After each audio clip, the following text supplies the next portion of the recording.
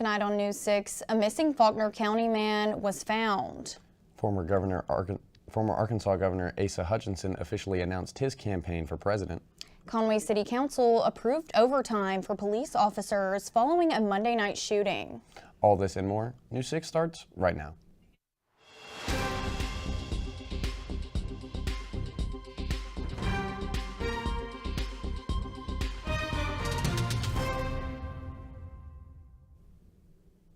Good evening, and thank you for joining us. It's our final show of the semester, and I'm Barris Teague. And I'm Thomas Moore. We have an update on the missing Faulkner County man, but first, Kylie Rutledge has a quick first look at our weather. Kylie? Thanks, Tom. So there's going to be some rain today, and trickling in, there's going to be some rain tonight and tomorrow. And there's also have been some cooler temperatures coming in due to the rain. But it's going to be still cloudy this weekend, but never to worry. It'll be a little bit sunny and warmer next week. And stay with us because later on I'll have a more in-depth look at your forecast. Now back to the desk. All right, thank you, Kylie. Well, we have some breaking news as of this morning. The Faulkner County Sheriff's Office announced that the missing Faulkner County man, Dustin Morris, has been located. He went missing on Sunday after police conducted a welfare check. He was last seen walking near Charles Samuel Lane on the morning of April 23rd. Today, police have not released any other information regarding Morris's whereabouts, only that he has been located. News 6 will provide updates to our social media accounts as more details are released. And after a disturbance at the Don Owens Sports Complex Monday night, the Conway City Council approved overtime pay for Conway police officers to increase their presence at public parks. We had an incident last night out at the Don Owens Complex. PD is very good to drive through and even do walkthroughs at our facilities. But Chief Tapley and Andrew and I met this morning.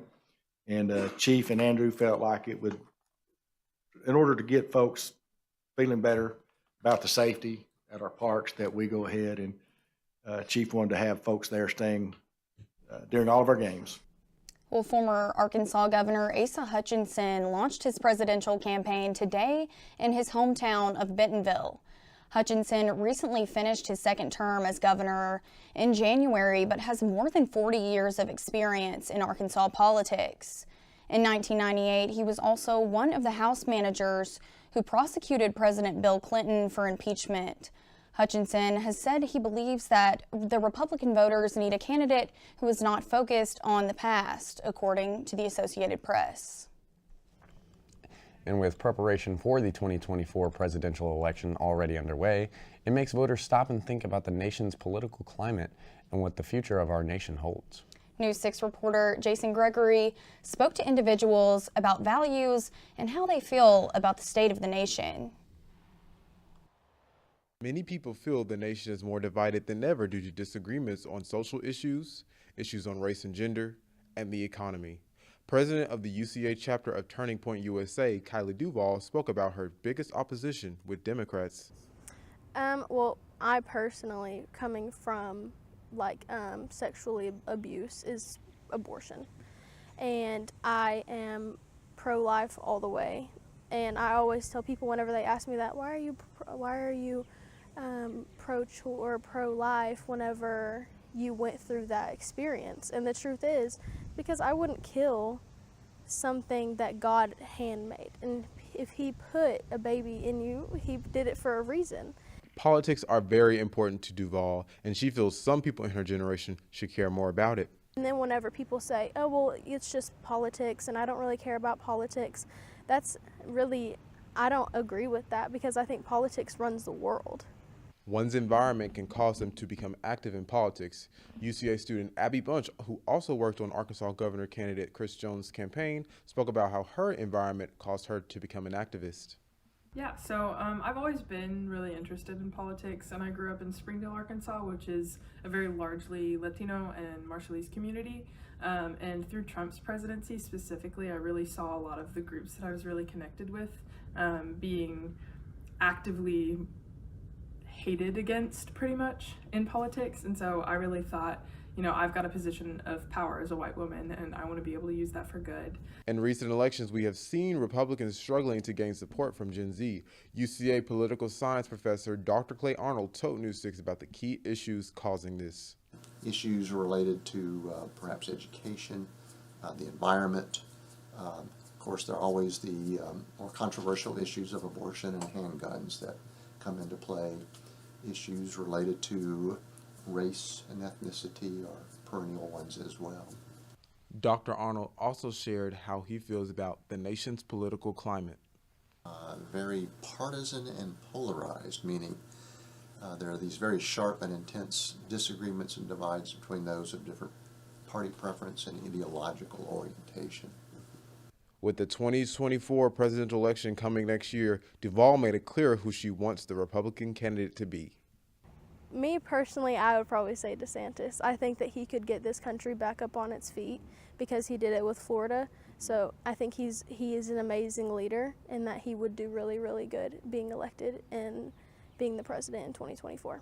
While Duvall knows who she wants, the story isn't the same for Bunch. Because I have yet to find a candidate who aligns completely with what a party stands for. And in the modern day, these parties are incredibly outdated and they really just aren't able to embody what a lot of candidates do. And I have to be honest, Biden is not the person that I would support, but the other problem is I don't know who I would support. Both Joe Biden and Donald Trump are the clear front-runner presidential candidates for 2024. Former Arkansas Governor Asa Hutchinson recently announced his bid in the presidential election, but only time will tell who will reign supreme. Reporting for News 6, I am Jason Gregory. An event called Kip's Inflatable Fun Run will be held April 29th in honor of Kipley Dow, who was recently diagnosed with juvenile Tay-Sachs disease. It's a progressive and fatal neurodegenerative brain disorder that destroys nerves in the brain and spinal cord. As a result, it can cause shortened life expectancy, and as of today, there is no cure. Which is why Theodore Jones Elementary School in Conway is hosting this fun run to help support Dow and his family in finding a treatment. Proceeds from the event will go towards Dow's medical and travel expenses. If you are interested in donating to the Tay-Sachs Foundation, you can visit curetaysachs.org. And speaking of running, this weekend Conway Regional hosted its 15th annual Arkansas Kids Run, and kids from Conway got together to run long distances to bring attention to younger generations' physical health. Our visited to talk with participants about the importance of physical health. This Saturday, Conway Regional Health System hosted its 15th annual Arkansas Kids Run to help promote physical activity to a younger generation. So this is actually Kids Run Arkansas. This is our 15-year anniversary. So 15 years that we've had this event here in Conway. The main thing about this event is all the money that comes through registration, through our sponsors, we give back to the schools here within Conway. So over the years, we've given away at least $50,000 to local schools. We award the schools with the highest percentage of participation, and then they receive scholarships for their physical education programs. I was able to talk with Conway Regional CEO more about this event. You know, we are an event that serves over 800 people come out to run with us. Really starts from an intention in our wellness program to improve health in our community. Obviously, we want people to stay out of the hospital as much as possible. And this run helps to encourage youth to get fit, to get healthy, and to lead long, active lives. As you can see, there's a lot of families here. So this event is to encourage families, their kids, moms and dads, to hopefully run and walk at home. So when they leave here, they'll be energized, excited, and then they'll be able to run and walk, in their neighborhoods, the trail, the Tucker Tree Trail as well. Even kids at the event knew the purpose of what they're running for. Well, when you exercise, live a healthy life, you altogether have more energy and have a happier life, and you don't have to worry about health problems in the future when you're older. Throughout the event, Conway Regional had a theme of bringing the community together to bring awareness to physical health. Well, we love it. It's our pleasure to put this on. Our fitness center has been in existence for over 25 years, so wellness has been a part of our being for many, many years, a quarter of a century now. So it is a real source of pride to offer this to the community and to have it on such a beautiful day. This is Riley Tucker reporting for News 6. And coming up after the break, the Conway Art Walk is back. UCA's Relay for Life took place last week. And UCA was deemed a military-friendly school. And the Student Film Festival at UCA is coming up, so we'll have a look at what you can expect this year when we come back. If you love them enough to suck the snot out of their nose at 4 a.m., then surely you'll check NHTSA.gov/the right seat to make sure they're in the right car seat. Hey Bobo, do trees tell each other stories? I'm sorry, I'm afraid I don't know that. Hey, why don't we go find out? Listen.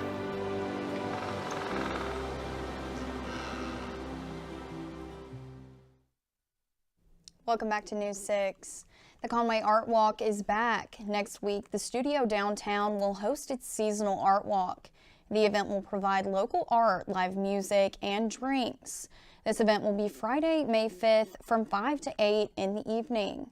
This month's art walk will run in conjunction with Toadsuck Days, which is a Conway family festival tradition that has rides, vendors, live music, and entertainment. The Conway Department of Public Works installed 11 tiny toads last week in time for Toadsuck Days.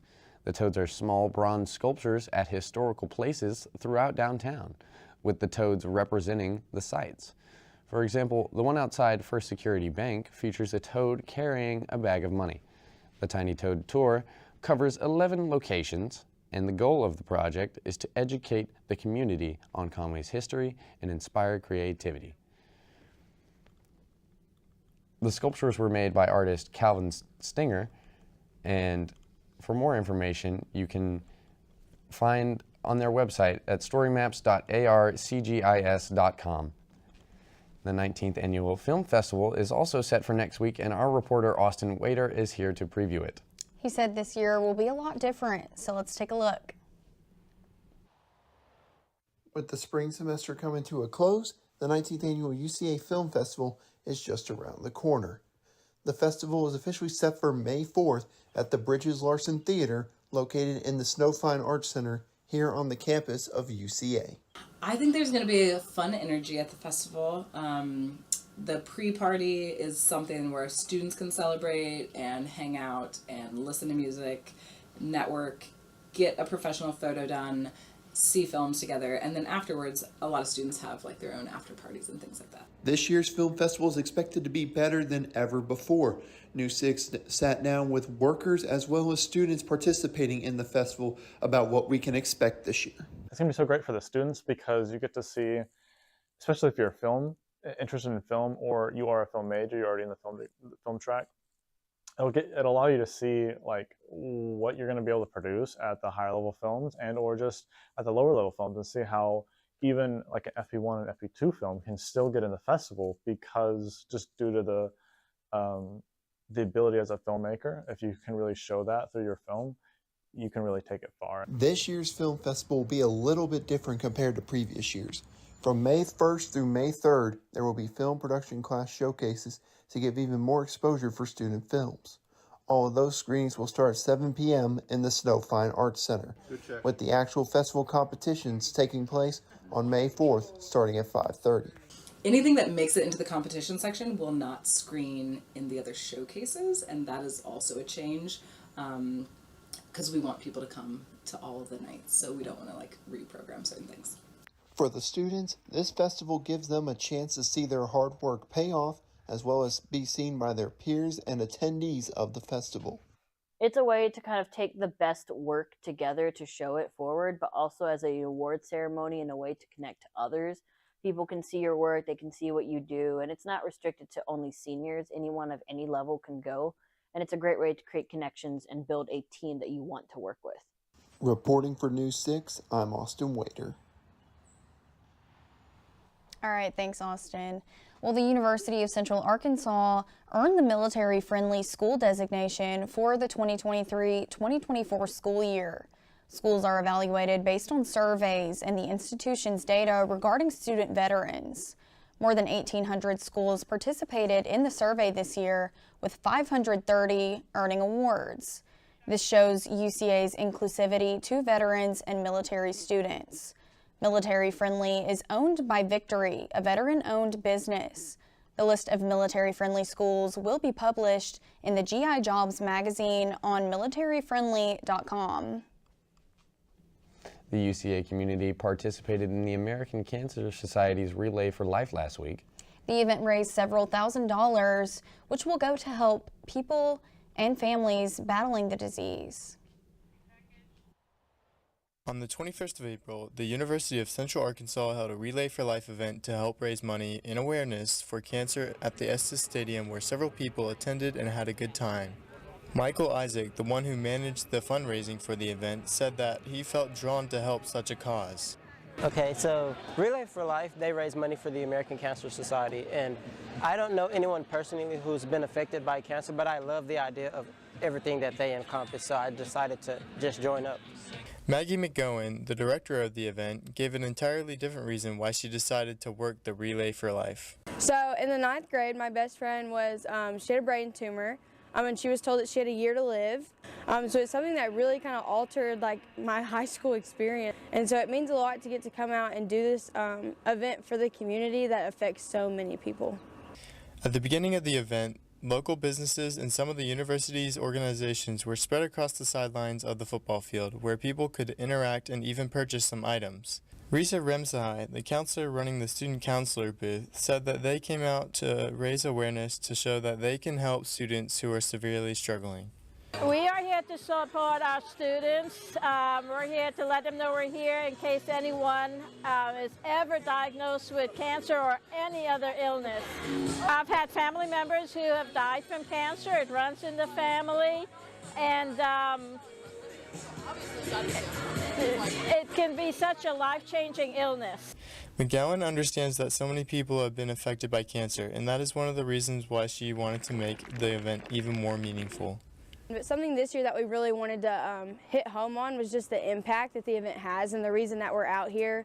We had a lot of survivors from the community come out and speak. A lot of faculty and staff come out and speak, and a lot of students come out. I feel like the impact and the stories were really kind of shown this year, and I think people really kind of understood the reason we came out. So. Later on that evening, a lot of activities took place. We had a band that performed, we did a bull riding competition, we played a lot of games, and just did a lot of different things to help raise money. Overall, the event exceeded expectations and raised over $16,000, but even money can't put a price on impact. Definitely coming in, like I knew this organization was going to mean a lot to me, but I don't think I ever could have fathomed how much it would mean to me and how much I would personally grow from it. It just was one of those things where I kind of had to realize like the impact that it was going to make was worth coming out of my shell and doing the thing that I never thought was possible, which was leading that entire event. Isaac worded it beautifully when he said, I love the idea of attaching myself to things that are much bigger than myself, and I know that millions of people get affected by cancer every year. So I feel that it's important to do the best that I can to help those people. With cancer being such a huge presence in many people's lives, Remsahai has learned to appreciate everyone's existence. I'm appreciative of life every single day because we are not guaranteed tomorrow. No, whether we're diagnosed with cancer or not, we are not guaranteed tomorrow. So appreciating what you have now, I think, is probably the fullest way to live.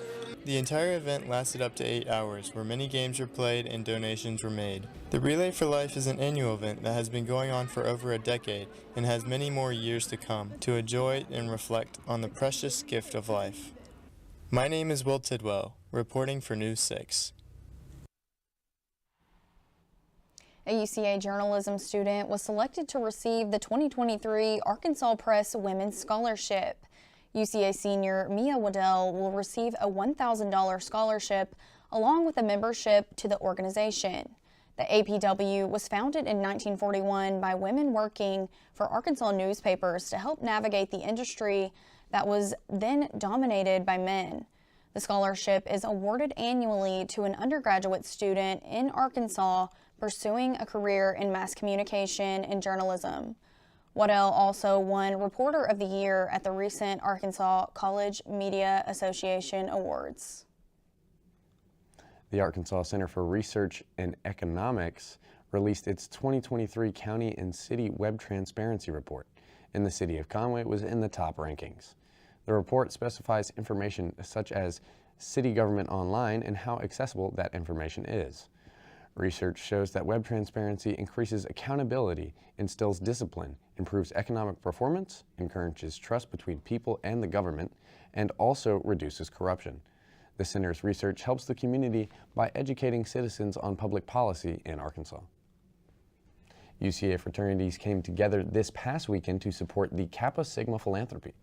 News 6 reporter Brianne Hansen spoke with members about their goal to support military heroes. News 6 had the opportunity to attend the Kappa Sigma statewide Military Heroes softball tournament this past week. Kappa Sigma president and vice president explained what went into planning this event. We started reaching out to both businesses and then also the presidents and the intramural chairs of all of the organizations that went into this. And we also reached out to all the presidents and intramural chairs of the Kappa Sig chapters. And so a lot of it was both reaching out to people at UCA and then reaching out to people across the state and then bringing it all together into one date that fit for everyone.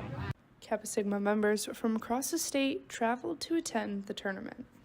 Honestly, it's a lot of fun. Getting to play some softball. It's a nice, competitive, but like still friendly atmosphere because we're all brothers. We're all fam here. So.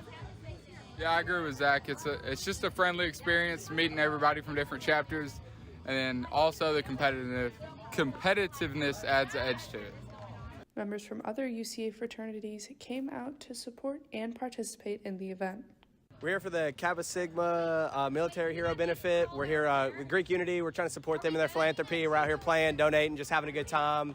Burgers, hot dogs, donating. Like I said, we're all here for the same reason. We're here to have fun, watch the softball games. Tailgating softball. You can't go wrong with that. It's just a good day. Sun's out, guns out. Let's go. Reporting for News 6, I'm Brianne Hansen. Thanks, Bree. After the break, Kylie Rutledge will have an in-depth look at this week's weather forecast. And stay tuned because later on, Austin Wader will give us an update on UCA sports. Good job. Hey!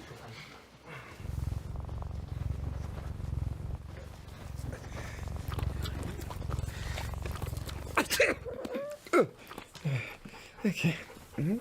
If you love me enough to tolerate my perfect little pets and all their glorious dander, then of course you'll visit nhtsa.gov/the right seat to make sure I'm in the right car seat.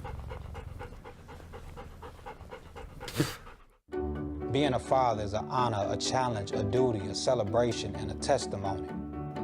I want to be legendary for you. I walk taller because of you, because I found everything to live for. Welcome back to News 6. I'm Kylie Rutledge, back again to give you a look at this week's weather. Let's take a look at what's going on nationwide. So for today, there's just going to be a little bit of mixed precipitation up in the Washington quarter bordering Canada, and the stationary front is going to be coming in hot. Montana all the way to the Great Lakes will be experiencing some mixed weather, some mixed precipitation and some rain going on. And this stationary front will be coming in from the north all the way to the northeast. Now, if you take a look at Colorado, they're going to be also getting some mixed weather. And if you can't really tell, but right here, they're going to be getting some snow. Up in the northeast corner, they're by New York and this general area, they're going to be getting some mixed weather, and they're going to be getting a lot of rain and thunderstorms. And Kansas all the way down southeast, there's going to be a lot of rain and thunderstorms as well. There's going to be the stationary front coming in southeast, and there's going to be some severe thunderstorms in Texas all the way to Louisiana, and there's going to be some severe weather in Miami. In Arkansas, in our area, Oklahoma and Arkansas, in our general area, there's going to be some flash flood warning, so watch out for that. Let's take a look at our 3-day map.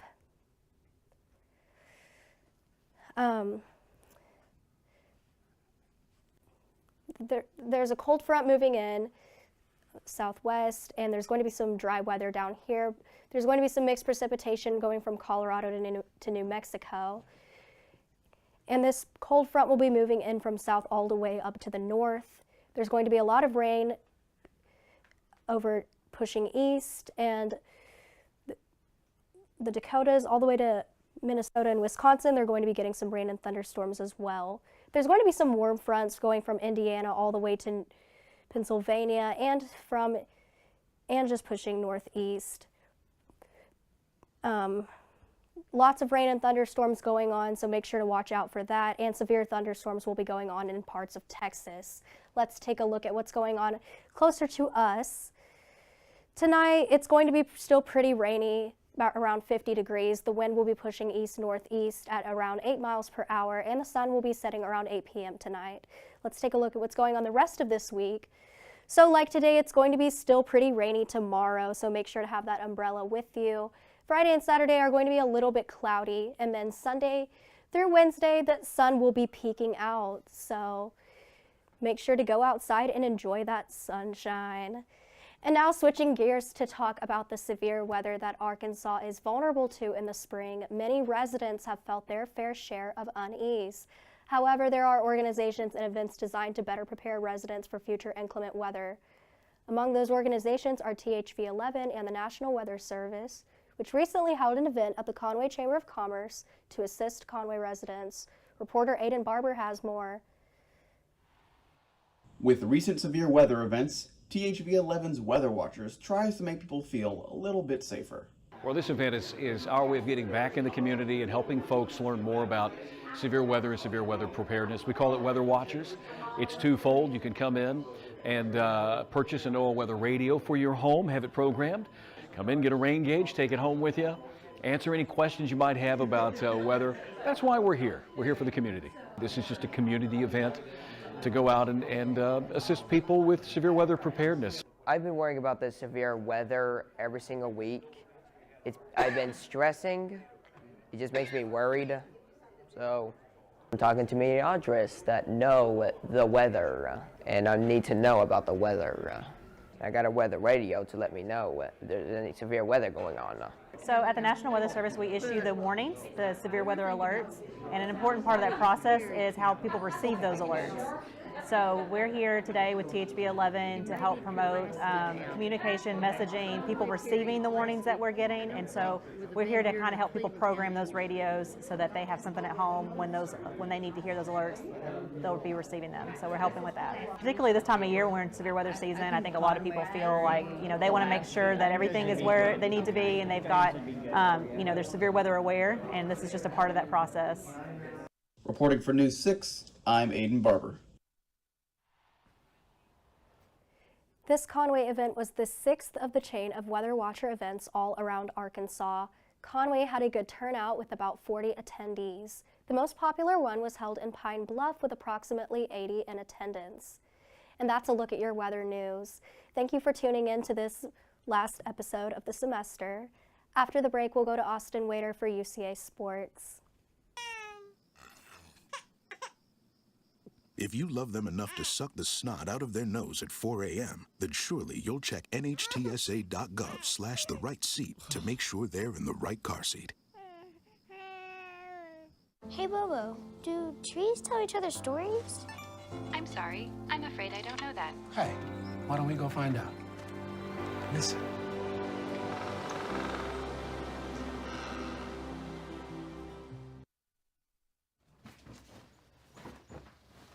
Hey!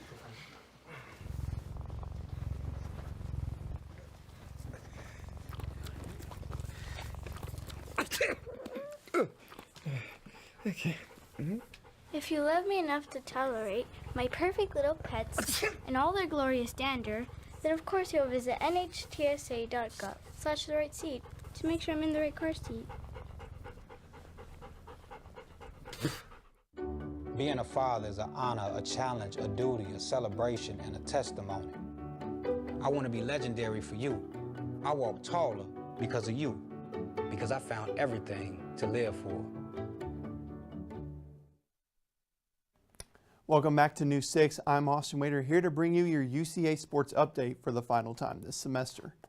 We'll start first with the Governor's I-40 showdown yesterday that unfortunately did not go the baseball Bears' way, as they fell to the Little Rock Trojans 8-2. Little Rock started the game strong and didn't look back, as it took a 7-0 lead after 3 innings. The Bears' 2 runs in the game came off of RBIs by Colby Johnson and Reed Bowman. The Bears were originally supposed to play Missouri State at home today, but that game has been canceled because of expected weather issues. The Bears will be back in action this weekend as they head out to face the Bellarmine Knights in an Atlantic Sun Conference Series. First pitch is set for Friday at 1 in the afternoon in Louisville, Kentucky. Now UCA softball could be in for a historic weekend as the Bears go on the road for the final time this regular season to face off against the Jacksonville State Gamecocks. At 16-2 in conference play, the Bears are just 1 win away from clinching the #1 seed in the Atlantic Sun Championship. Also, with a series win this upcoming weekend, UCA would complete a sweep of weekend conference series this season. The first pitch is set for Saturday at 5 in the evening in Jacksonville, Alabama. And now on to UCA men's golf, who teed off at the Atlantic Sun Conference Championship in Mobile, Alabama at the RTJ Golf Trail at Magnolia Grove on Tuesday. The Bears got off to a great start in round 1 with 4 golfers under par. Sam Long led the way with 4 under. Palmer McSpadden was not far behind him at 2 under, and both Trey DePriest and Luke Sankovic carded 1 under, giving the Bears a season-low score of 280. The second round didn't go the Bears' way, unfortunately, and they now find themselves in 12th place. The Atlantic Sun Championship concludes today. And that's all I have for your sports today. It's been an exciting spring season for Central Arkansas athletics. You can always check out UCAsports.com to keep up with the Bears until News 6 returns in the fall. Again, thank you for joining us for this final episode. Now back to the desk. All right, thanks so much, Austin. So as you've heard, it's our last show of the semester. Tom, how are you feeling? I'm feeling pretty good. I'm sad to see all the ones that are graduating walk. You, Aaron, Catherine. But I'm excited that you guys will be able to walk. Thank you. It's been bittersweet today, but I'm excited for what the future holds, and I'm really proud of our News 6 crew. We've worked really hard this semester, so make sure to tune in next fall. And that is a look at your news for today. You can always check ucanews.live for more local news and information. If you have any questions, comments, or story ideas, you can email us at ucanews6@gmail.com. You can keep up with us on Facebook, Instagram, Twitter, TikTok, and YouTube. I'm Barris Teague. And I'm Thomas Moore. For Kylie Rutledge, Austin Wader, and our whole News 6 crew, thank you for watching, and we'll be back in the fall. I won't.